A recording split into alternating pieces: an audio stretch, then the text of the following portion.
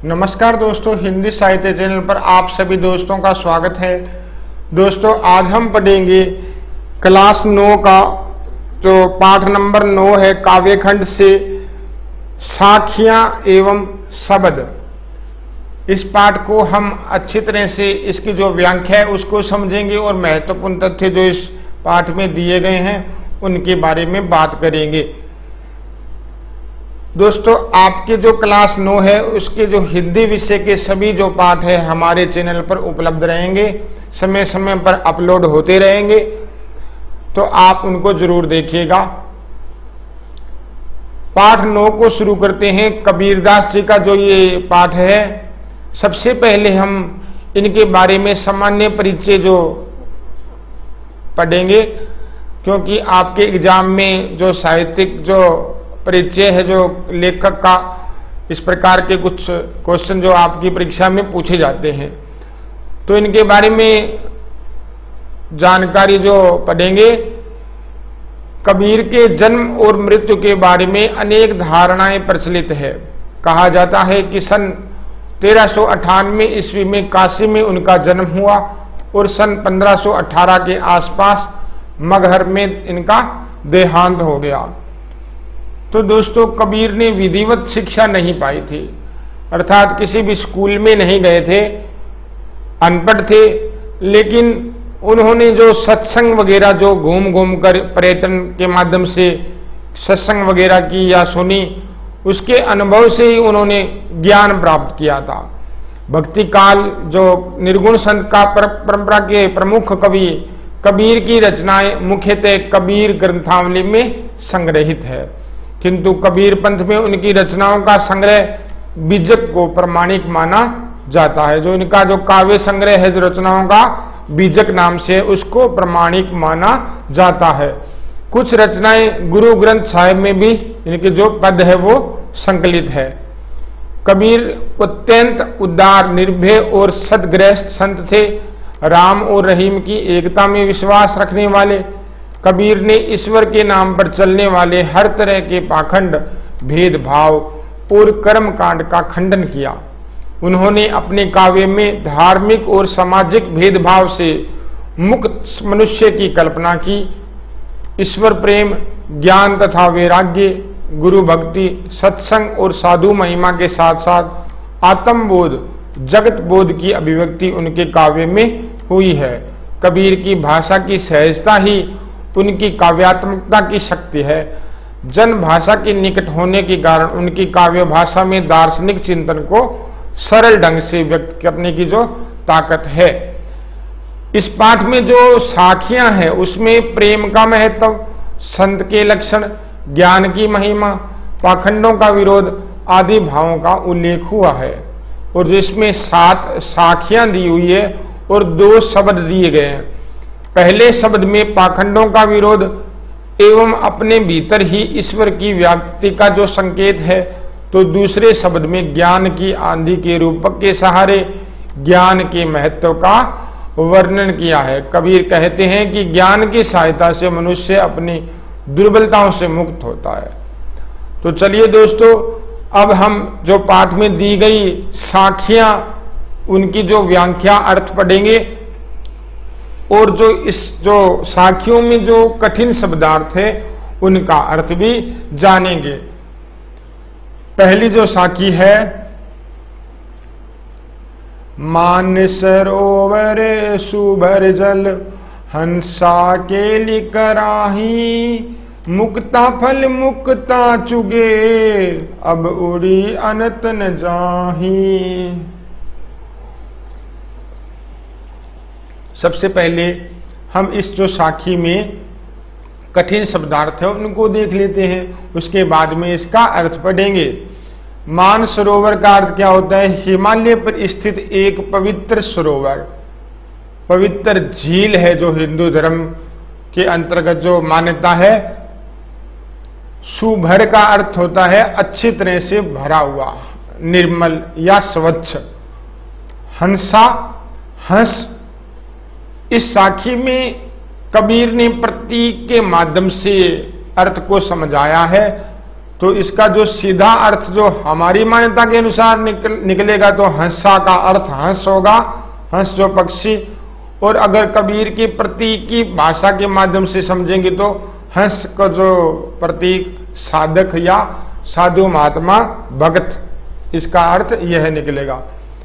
केली का अर्थ क्या है इसमें दिया हुआ है? क्रीड़ा, आनंद मगन होना। मुक्ता फल मोती, मुक्ति का आनंद।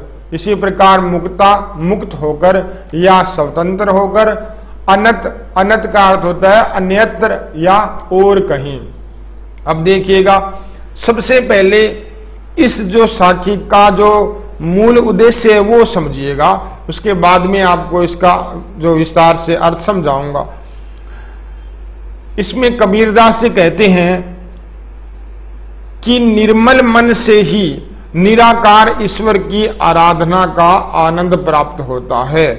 कि निर्मल मन अर्थात सच्चे मन से ही निराकार ईश्वर की आराधना का आनंद प्राप्त होता है। इस आनंद के अनुभव के पश्चात जो साधु महात्मा या भक्त को संसारिक सुख की चाह नहीं रहती, यही इस साखी का जो उद्देश्य कबीर ने बतलाया है।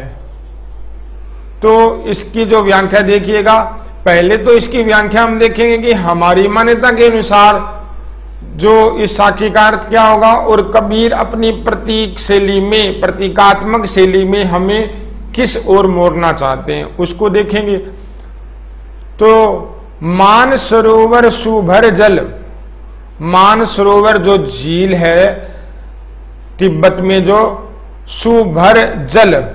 अब इसमें देखिएगा, सुभर का मतलब अच्छी तरह से भरा हुआ। सुभर का अर्थ क्या होता है? अच्छी तरह से भरा हुआ जल। हंसा केली कराही, केली का मतलब क्या होता है? क्रीड़ा, खेलना मतलब। तो क्या है कि मान सरोवर में जो स्वच्छ जो जल भरा हुआ है उसमें क्या है? हंसा केली कराही। तो हंस जो हंस है, वो जो पक्षी है, वो क्रीड़ा करते रहते हैं। मुक्ता फल मुक्ता चुगे। अब जो मुक्ता फल मतलब मोती, मुक्ता का अर्थ होता है स्वतंत्र रहकर। इस मुक्ता का अर्थ क्या होगा? स्वतंत्र रहकर। तो मोतियों को स्वतंत्र रहकर चुगे। कौन चुग रहे हैं? हंस। अब उड़ी अनत न जाही। अब ये जो उड़कर कहीं भी नहीं जाएंगे, ये तो हमारी मान्यता के अनुसार अर्थ है कि जो हंस है, जो पक्षी जो हंस है, वो जो मानसरोवर झील है स्वच्छ जल से भरी हुई है, उसमें क्रीड़ा करते हैं। और वो क्या करते हैं? मुक्ता फल मुक्ता चुगे। तो वो मोतियों को चुगते रहते हैं।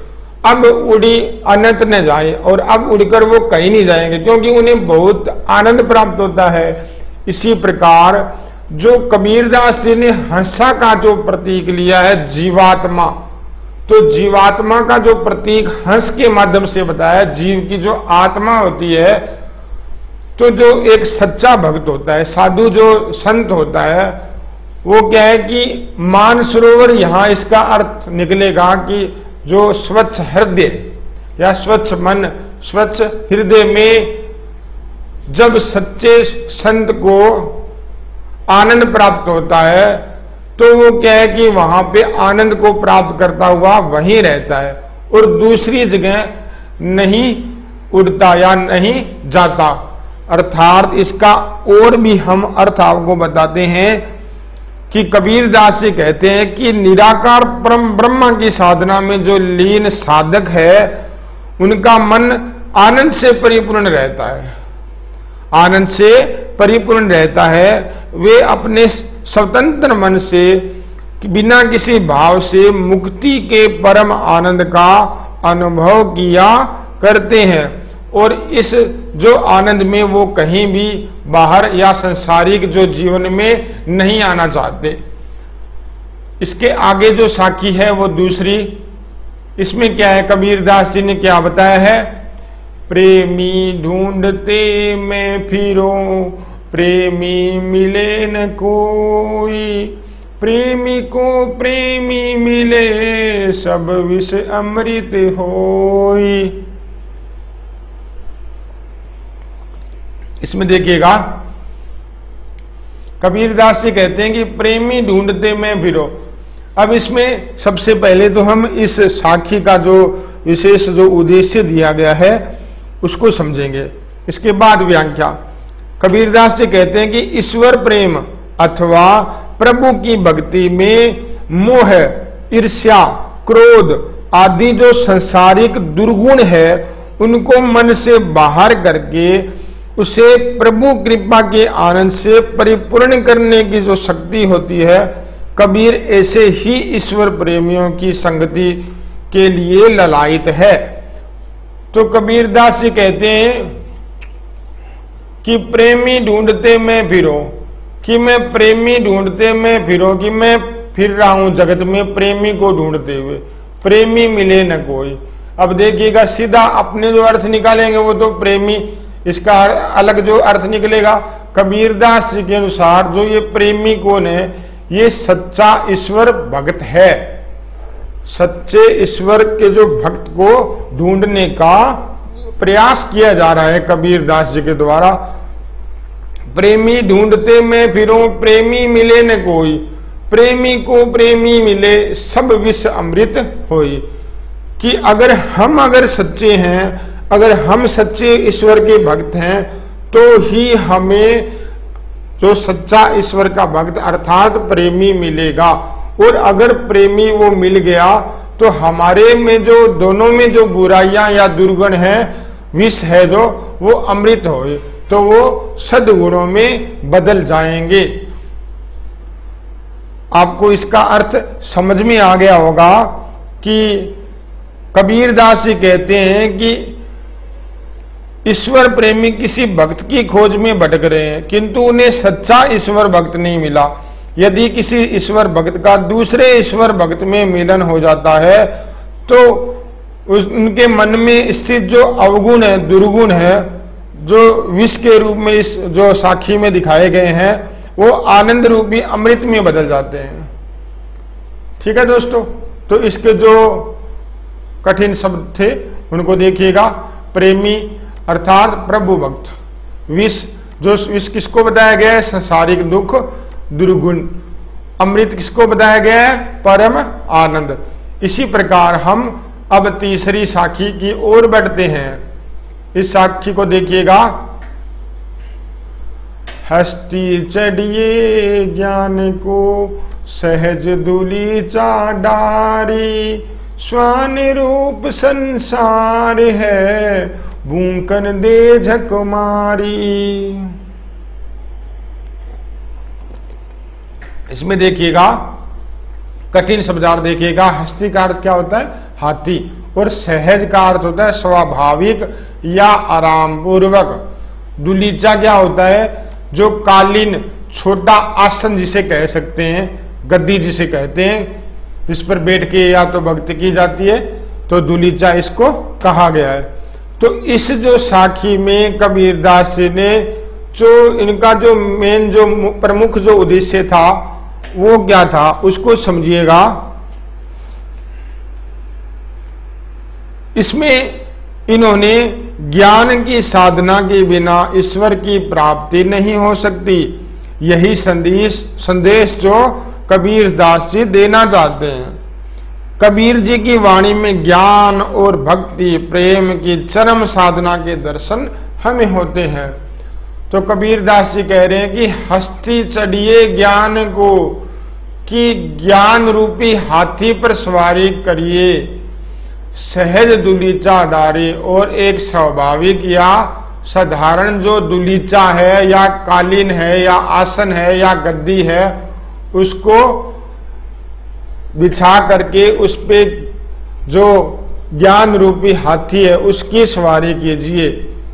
स्वान रूप संसार है भूकन दे झकमारी, तो ये संसार है, इसको कुत्ते के रूप में दिखाया है। स्वान क्या होता है, कुत्ता।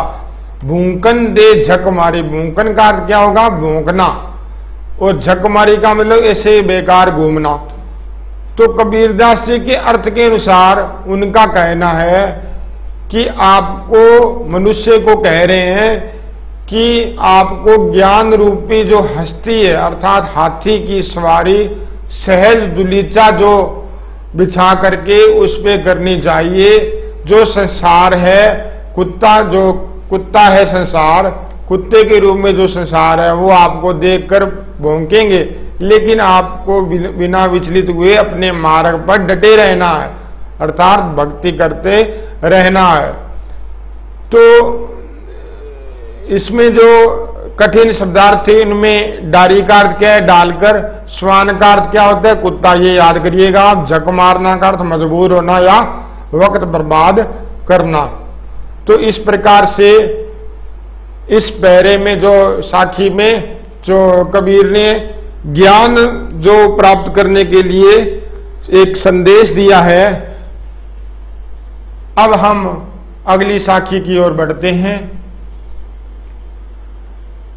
पखा पखी के कारणे सब जग रहा बुलान, निरपख होई के हरि बजे सोई संत सुजान।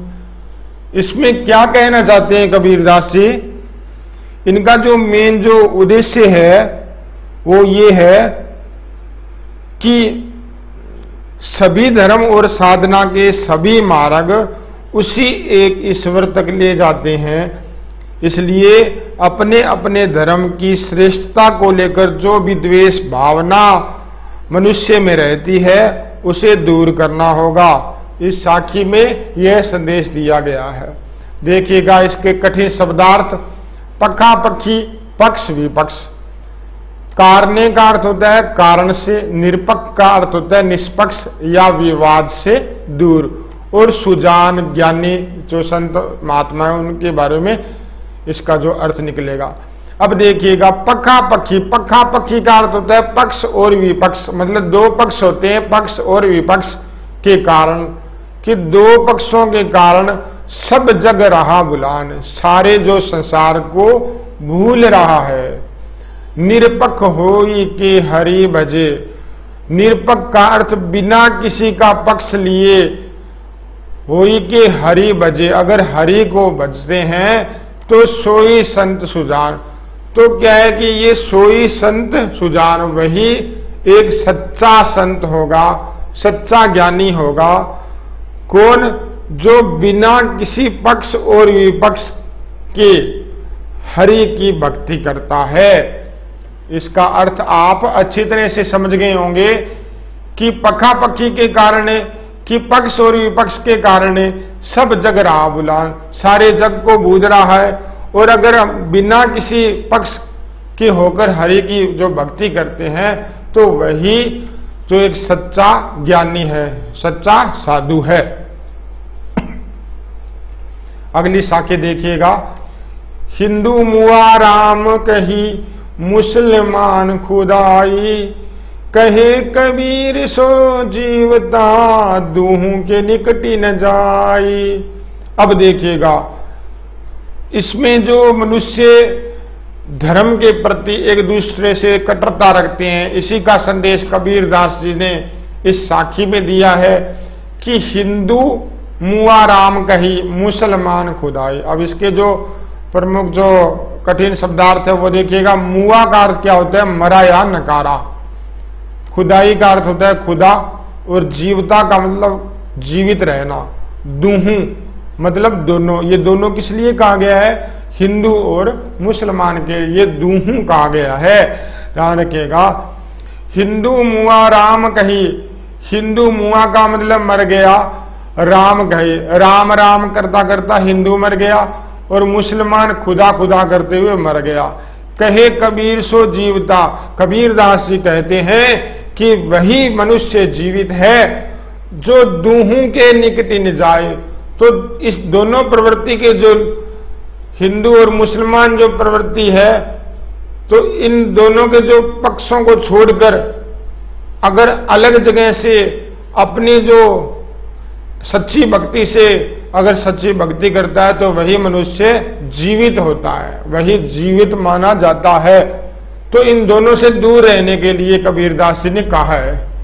क्यों कहा है कि ये दोनों अपने अपने धर्म का प्रचार करते रहते हैं, सच्ची भक्ति नहीं करते। तो इस संदेश को कबीरदास जी ने दिया है कि वही जो मनुष्य जीवित है जो इन दोनों के निकट नहीं जाएगा। अगली साखी देखिएगा।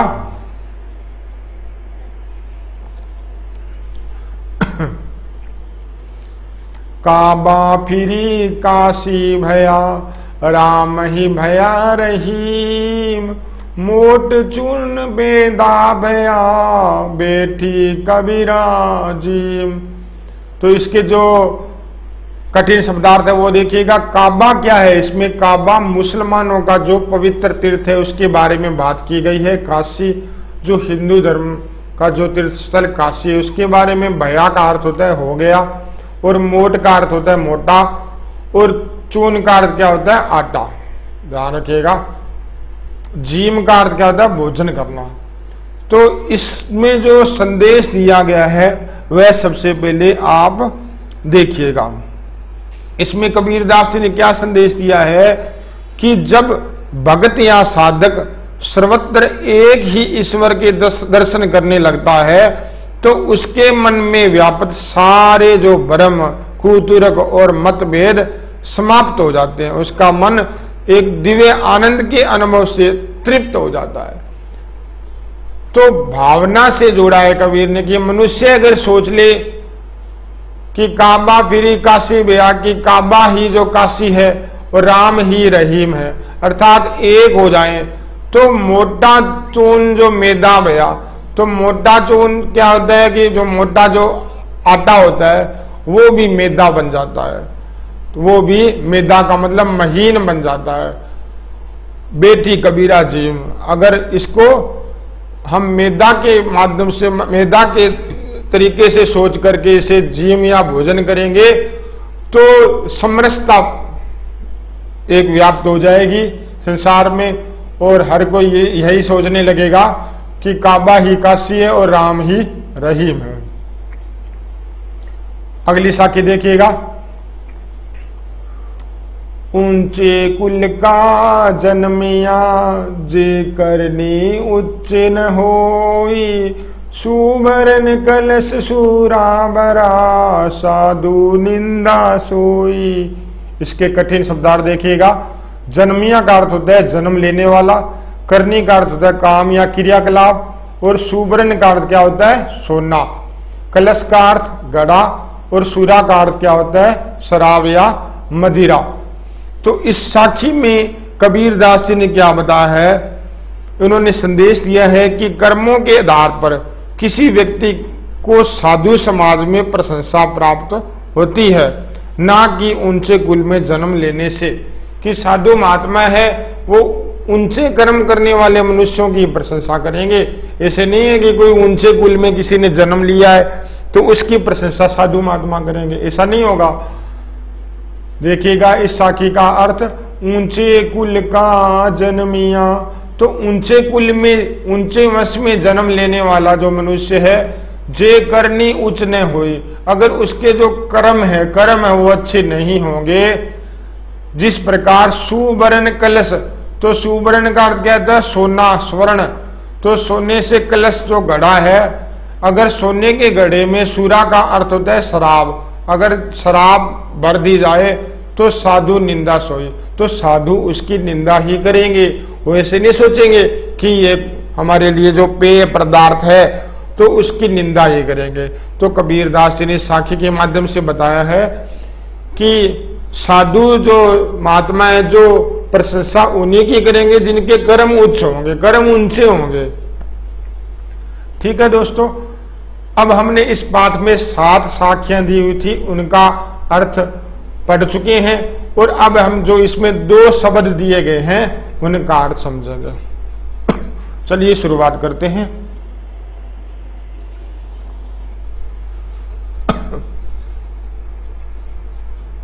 मुँह को कहाँ ढूंढे बंदे, मैं तो तेरे पास में, नाम देवल नामे मस्जिद, ना काबे के लाश में।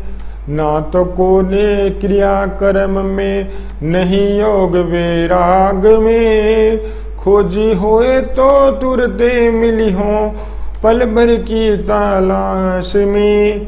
कहे कबीर सुनो भाई साधो, सब श्वासों की श्वास में। तो इस शब्द में कबीर दास जी ने समझाया है कि हे मनुष्य, तू मुझे कहां ढूंढ रहा है?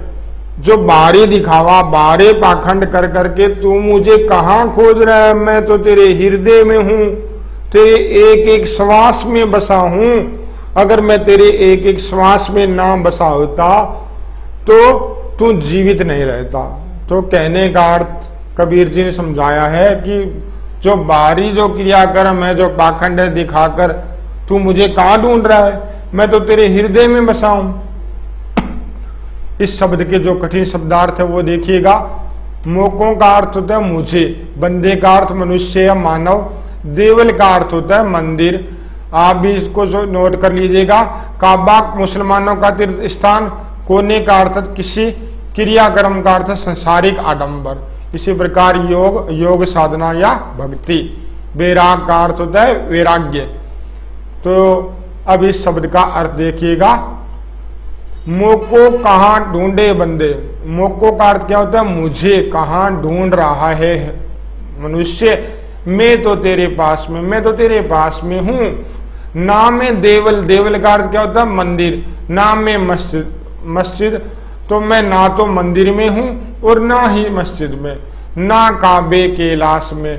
तो ये काबे है जो मुसलमानों का जो पवित्र तीर्थ स्थल, और कैलाश है जो हिंदू धर्म का जो पवित्र तीर्थ स्थल माना जाता है। तो ना तो मैं मंदिर में हूं, ना मस्जिद में हूं, ना काबे में और ना कैलाश में। ना तो कोने क्रिया और ना किसी क्रियाक्रम में, जो भी क्रियाक्रम होते रीति रिवाज के अनुसार, नहीं योग वैराग में, और ना ही मैं योग और वैराग में हूं। खोजी होए तो तुरंत मिल हूं।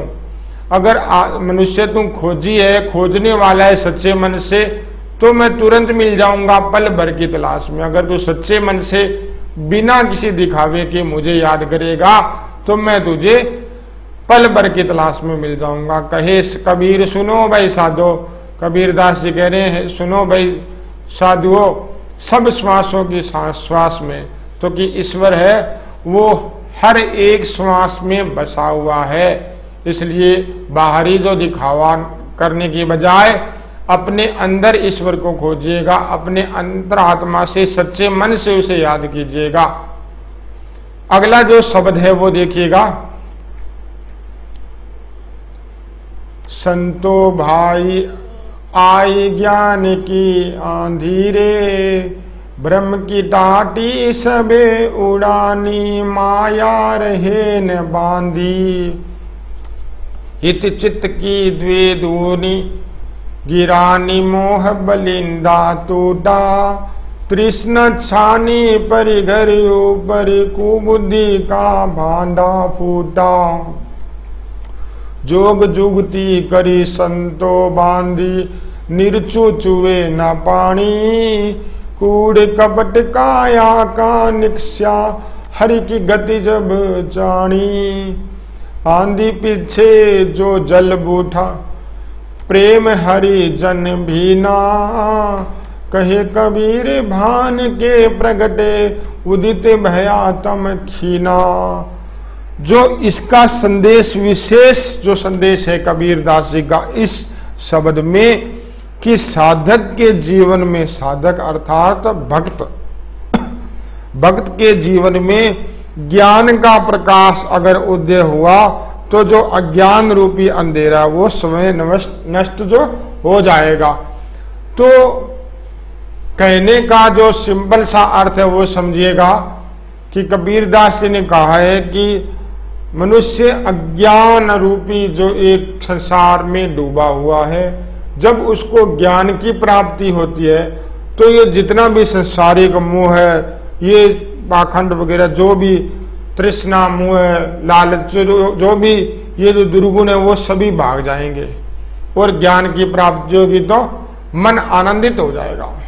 अब देखिएगा, संतो भाई आई ज्ञान की अंधेरे कि हे संतो, ज्ञान की आंधी आई, भ्रम की टाटी सबे उड़ानी। और एक भ्रम रूपी टाटी मतलब दरी पट्टी जो होती है, एक मान लो एक झोंपड़ी है, वो झोंपड़ी है, वो एक संसार है, वो एक झूठा संसार है, उसमें बहुत प्रकार के दुर्गुण है। तो भ्रम की टाटी सबे उड़ाने, तो जब ज्ञान की आंधी आई तो ये जो भ्रम की जो टाटी है, दरी पट्टी है, वो सब उड़ गई, माया रहे ना बांधी। और जो ये माया है, इसके लोभ में भी मनुष्य पड़ा रहता है, ये भी बांधी नहीं रही। हित चित्त की द्वे ध्वनि गिराने, तो हिति का अर्थ क्या होता है? स्वार्थ, और चित्त का अर्थ होता है मन होता है। तो ये दो द्वे का अर्थ होता है दो, ये ध्वनि क्या अर्थ इसका क्या होगा? दो खंबे है, वो भी गिर गए। कौन कौन से? एक स्वार्थ रूपी खंबा जो, और एक जो मन रूपी खंबा है। मोह बलिंडा टूटा, और झोंपड़ी के ऊपर जो बलिंडा बांधा गया वो भी मोह रूपी बलिंडा है जो, वो भी टूट चुका है। किसके कारण हो रहा है ये सब? ये ज्ञान की आंधी के कारण। ज्ञान प्राप्त हुआ है जो मनुष्य को, तो ये सारे के सारे भाग जाते हैं। तृष्णा छानी परी घर ऊपरी, जो छत के ऊपर, जो घर की छत पर जो तृष्णा रूपी जो छत लगी हुई है, वो भी उड़ गई। कुबुद्धि का भांडा जो फूटा, और जो कुबुद्धि का जो भांडा है अर्थात बर्तन है, वो फूट गया है। झोंपड़ी में जो एक जो संसारिक झोंपड़ी थी, उसमें कुबुद्धि का जो भांडा था, वो ज्ञान के आने पर टूट गया है। जोग जुगती करी संतो बांधी, और ये योग, ये जुगतियां ये करी संतो बांधी, निर्चु चुए न बाणे। जब संत महात्माओं ने अपने योग की जो जुगतियां की है, उसके कारण क्या है कि एक नई झोंपड़ी का निर्माण हुआ। तो निर्चु चुए न पानी, उसमें कोई भी किसी भी प्रकार से पानी जो नहीं टपकता है। चुए का मतलब टपकना, तो निर्चु का मतलब बिल्कुल भी पानी, जो पानी है वो बरसात का पानी है, वो बिल्कुल ही नहीं टपकता है। कूड़ कपट काया का निक्षा, और जो मन में जो कूड़ा जो करकट है, कपट है, ये जो सारी चीजें हैं वो अपने मन से निकल जाती है। हरि की गति जब जाने, जब हरि की गति जब मनुष्य पहचानता है। आंधी पीछे जो जल बूट, और आंधी के मतलब ज्ञान रूपी जो आंधी के पीछे जो जल बूट का अर्थ होता है बरसना, कि जब जल बरसता है तो प्रेम हरिजन बिना, तो प्रेम से क्या है कि मनुष्य का जो मन है वो भीग जाता है। कहे कबीर भान के प्रकटे, भान क्या होता है? सूर्य, सूर्य के प्रकट होने पर, अर्थात सूर्य के प्रकट होने पर तो ज्ञान का प्रकाश होगा। उदित भया तम खीना, तम का तो अर्थ क्या होता है? अंधकार। तो ये जो ज्ञान का प्रकाश प्रकट होने पर जो ये अंधेरा है, जो भी मनुष्य के संसारिक जो पाखंड वगैरह जो भी रीति रिवाज इनमें फंसा हुआ है, उसका जो अंधेरा है वो भाग जाता है। तो किसके कारण? ज्ञान रूपी प्रकाश के कारण।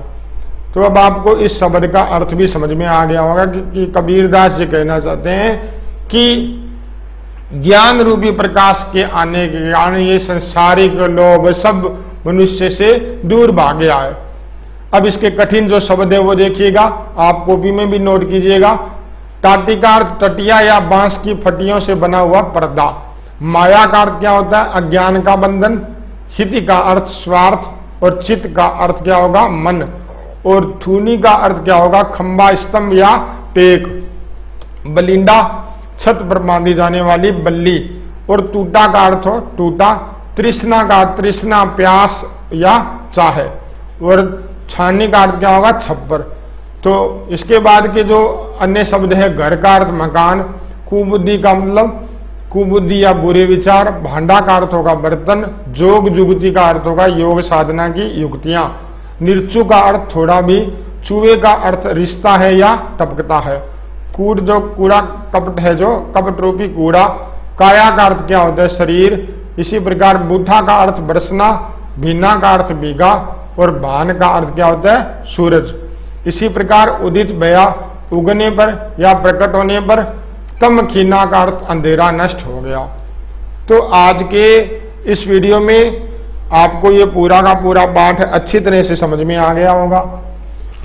तो दोस्तों इसके अलावा आपको एक अन्य जानकारी भी दे देता हूं कि हमारी जो वेबसाइट है हिंदी साहित्य की www.hindisahitya.com, इस पर जाकर आप हिंदी व्याकरण जितने भी कंप्लीट व्याकरण है पूरी की पूरी इसमें दी गई है। आप इस पर जाकर देख सकते हैं, पढ़ सकते हैं कभी भी। तो धन्यवाद दोस्तों आज के इस वीडियो के साथ। अगले वीडियो में मिलेंगे नए टॉपिक के साथ। जय हिंद, जय भारत।